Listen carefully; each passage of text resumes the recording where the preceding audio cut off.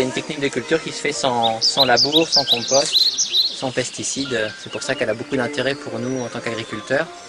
Elle nous permet d'avoir moins de charges, faire quelque chose de plus sain. Moins de temps de travail, il y a de moins en moins de désherbage, voilà. Après, il faut des techniques particulières pour arriver à ensemencer rapidement. Donc il y a le semis à la volée qui se fait là-dedans, semis à la volée en ligne, on ne jette pas tout comme ça sur la butte. Et puis il y a l'arrosage qu'il faut assurer derrière. Voilà, il y a tout un tas de techniques qui viennent avec, qui nous permet que ça fonctionne. Sinon ça ne fonctionne pas, on ne peut pas faire ça juste une butte et planter, c'est pas possible.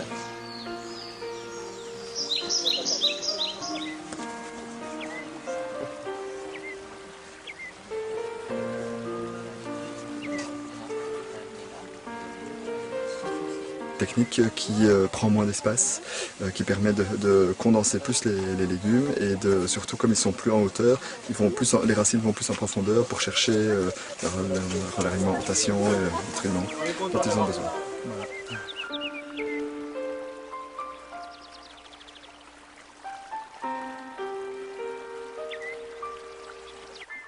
Pour la fertilisation, on va jouer avec la famille des légumineuses, les fèves, les pois, les haricots, pour fertiliser en azote. Comme ça, on n'a pas besoin de les ramener avec du compost ou de l'engrais chimique, sachant que quand on fait ça, on ne sait pas exactement ce qu'on fait, on vient perturber beaucoup le sol. Donc on essaie au maximum de réduire notre impact, parce que nous avons un jugement très limité sur la vie du sol.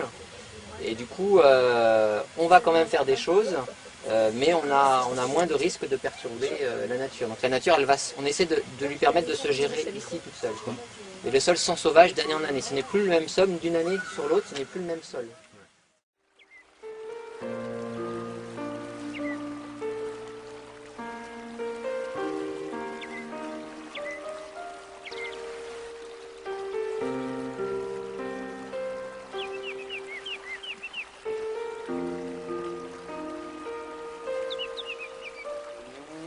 Poireaux, oignons, échalotes, ail, on va toujours les mettre sur le côté.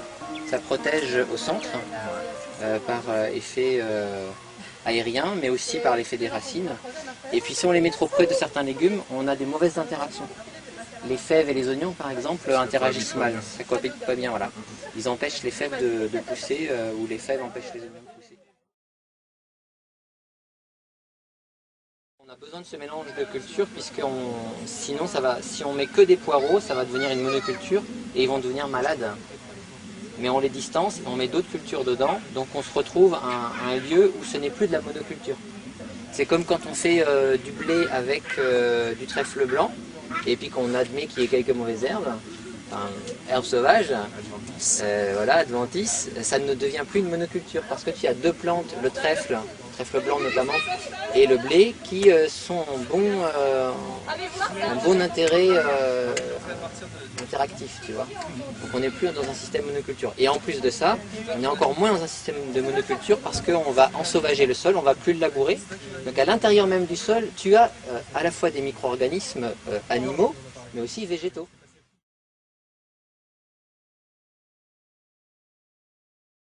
En mettant toute la paille du blé, toute la paille au sol, sans jamais l'enfouir. Elle va se décomposer, tout ça. Et sur ce sol-là, avec les légumes, on recrée ce système-là où on couvre toujours le sol, où on auto-alimente, où le sol va pouvoir s'auto-alimenter à partir de la matière qu'on lui donne à digérer, à partir des racines qu'on n'arrache jamais. On n'arrache jamais les racines du blé. Et bien là, c'est pareil, on n'arrache jamais les racines des légumes. Elles vont se faire décomposer et faire vivre le sol, le micro-aéré.